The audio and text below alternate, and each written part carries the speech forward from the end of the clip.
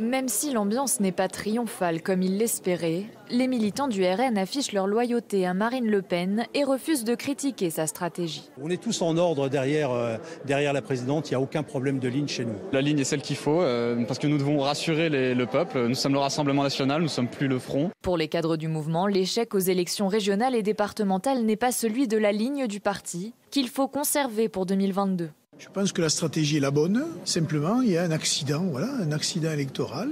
Les gens trouvaient sûrement que ces élections ne servaient à rien, que ça servait à rien de... Et d'ailleurs, ils ont remis les mêmes. Donc s'ils avaient pensé que ça pouvait servir à quelque chose, ils auraient changé les exécutifs. Mais derrière cette façade d'unité, quelques élus s'interrogent et veulent profiter du week-end pour revoir certaines méthodes, comme les parachutages lors des élections locales.